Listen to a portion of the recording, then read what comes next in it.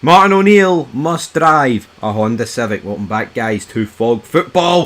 It's the second time I've done the intro to this video, and then I realised I saw that big flashing red light to the side of me, and I realised the mic was on mute. So yeah, second time lucky, I guess. But at the end of the day, Brendan Rodgers, he didn't get any bites of the cherry against Dundee. He got scudded by Stephen Presley, and he made a bizarre comparison, and we're going to go over it just in case we're living under a rock, guys. We're going to go over that exact quote for Rodgers, and this is it.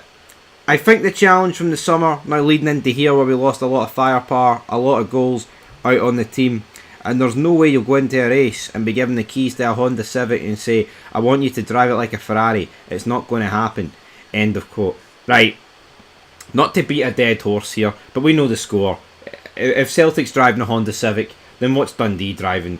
Are they walking? Are they getting the bus? Are they doing whatever? Are they getting the train? I mean, well, a train can go pretty quick, so maybe that's not the best mode of transport to use. But I mean, at the end of the day, what Stephen Presley's got at his disposal is nowhere near what Celtic and Brendan Rodgers have got at their disposal. You look at that forward line for Celtic, yeah, they're without an injured Jota, Maida was missing, they've sold a few players, but Tanitke, James Forrest, Iheanacho, Yang, all four of them would start for Dundee. Let's not pretend they would not start for Dundee. They would start for most teams in this country, right? So I just don't really understand why Brendan Rodgers has been doing this road of absolutely greeting. Why not take some accountability, man? It's actually embarrassing. Like, the guy's just had it going well for so long at Celtic, whether it's the first spell or the second spell. I mean, would it not just be refreshing for a guy, for him to come out and say, I just got it wrong the day, I did this and I did that and it didn't work. I mean, to throw his players completely under the bus. I mean, the players got to take a bit of slack, of course they do. But to me, it's more on Rodgers, man. You couldn't do whatever. See the amount of, like, gaslighting I'm hearing people do of Rodgers, man, on, like, Super Scoreboard saying, oh, Rodgers can only do so much. It's those individual battles on the pitch that the players aren't doing it. Well, I mean, I could have sat here and used that excuse for Russell Martin. Oh, Russell Martin's coaching them 100% the right way. It's just when they have to take on their opposite on the pitch, their arse is folding. No, man, that's no cutting it. Iheanacho, Yang, Tanitke, those guys in those forward areas, they should be doing better than what they're doing. And as for the rest of the team, they should be as well. But Rodgers can use every excuse under the book, man. He is continuing to play the same players. It's like you look at Iheanacho, and I don't think Iheanacho's been that bad, but let's not say that Celtic don't have other options up front. You know, they've got that Callum Osman guy. They've got the likes of Johnny Kenny. I don't know why it just doesn't happen in football anymore. Like, why not see if it's not working? See if your wingers are shite and you're toothless up front. Why not switch the two up top? Try something different. Try a diamond. I don't know. He's supposed to be this world-class coach, Brendan Rodgers, right? Why doesn't he do something to reinvent himself? Reinvent the wheel, so to speak. Celtic don't score goals, and for whatever reason it just seemed to be this season. Why not try like a 4-2-2-2? Why not try two strikers up top? Why not try something different? You see, repeating the same thing over and over again, it's the definition of insanity. And Rodgers, we see it in the third season, he becomes stale. And that's exactly what's happened here, and teams have found him out. It's just trying the one way, and it's no working. Anyway, Rodgers' football right now kind of reminds me of like Gio's football, where it was very boring, horseshoe, not much happening up the front end of the pitch.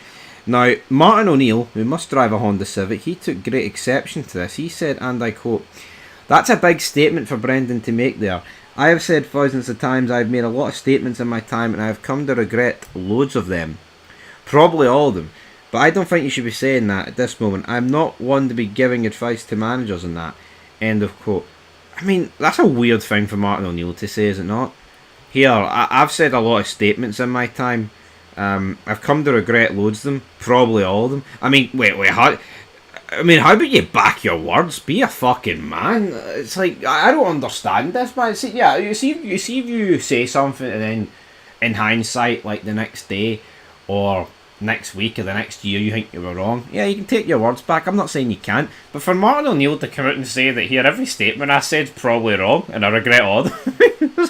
Where's your backbone? You know what I mean? That's a fucking... I don't know. I think that's a bizarre thing to come out and say. It's like, see, last night, right? Well, this will be uploaded Tuesday.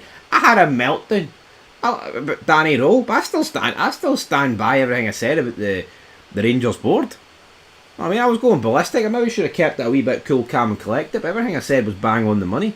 But there is sometimes I've seen like a VAR incident or a decision of some kind, or I've had an opinion about a player or a manager, and it's alright to rescind that and have a different sort of opinion, but to say that you've made a bunch of statements in your career, and probably all of them, I know you could say it's a figure of speech for Martin O'Neill, but I don't really know what the fuck's going on with that line there. Martin O'Neill went on to say, but if a manager is making that comment, you feel as if it's directed at you, and you haven't given him the tools to go and do what he wants to do. I don't know why he said that, in all honesty, but he will have his reasons for it. You just wouldn't do that. This is a comment totally directed at the board for not supporting him. You wouldn't do it. You wouldn't publicly say this because it doesn't go down well. Remarkably, believe it or not, after a while it doesn't go down well with the support. End of quote. And what do you mean? I mean, obviously, there's a wee bit of a beef between the board and the fans, as everyone knows. But at the same time, I mean, Rodgers... It's weird. I've seen people use the excuse, the board have hung him out to dry, and right, which is fine if you think that, but at the same time, isn't Rodgers just leaving the board out to dry to a degree, because he's just every defeat, every shite performance he's putting on the board, and it just seems to be a fucking blame game. There's no ounce of accountability from anybody at Celtic right now, and honestly, man, I think if they don't. Honestly, I think... I mean, Hearts are not favourites to win the league, right? But if Hearts do go on and win the league and Celtic keep Brendan Rodgers, Brendan Rodgers will be responsible for Hearts winning the league. And that's not to take away from Hearts, but you can just see it. His managerial spell at Celtic this time around, his third season, has flatlined. And they don't really look like they're going to get any better. At least until maybe January, when they might be able to bring in a lot more players. Who knows? But make no mistake about it, this squad right now is more than good enough to be doing better than what they're doing. But yeah, folks. I mean, also with Chris Boyd filleting Brendan Rodgers. This is what he had to say regarding Brendan Rodgers, and I quote: "Yet again, it's a case of needing to get to the January window, but they've spent money. The ball's coming on the pitch is just a total deflection. That team just replicates the way Brendan is right now. Look at him. He looks as though he's switched off. The team is flat. The team looks like there's no energy about it. The signs are already there with Brendan Rodgers starting to do interviews with media companies down the road. I'm still here. I'm available next season because I'm not going to re-sign with Celtic. He's getting away with everything. That's what happened the last time when he said he loves Celtic and loved managing the club until something else comes along for Rodgers. That's the way it's always worked. Everybody blames the players and the board for not bringing in players. When is Brendan Rodgers going to get criticism? The board will get the blame for everything, but they have backed him to the hilt. Look at the money they've spent since he came through the door, and they get criticised." End of quote. Yeah, I mean, he has been backed, man. See, has Rodgers? Was the past window there poor? Yeah. But could you argue that this past window was poor because last summer, they backed him with the likes of Ida, the likes of Engels, the likes of Trusty, etc., etc. I mean, that could be what you're dealing with. Now, Sutton came to the defence of Rodgers and said, and I quote, "I know we talk about Dundee's record against Celtic at Dens Park, but it's not a great surprise to me that they've lost. If you look at recent games, winning late at Killie, coming from behind to beat Motherwell, it's paper over the cracks. You can say it's rank rotten recruitment, but there are a lot of players, and it's good to hear Rodgers take a bit of responsibility who are underperforming. Celtic lack quality in the final third. I don't know how many teams have outscored them in the top flight. Hearts have got many more goals than them. It's a problem.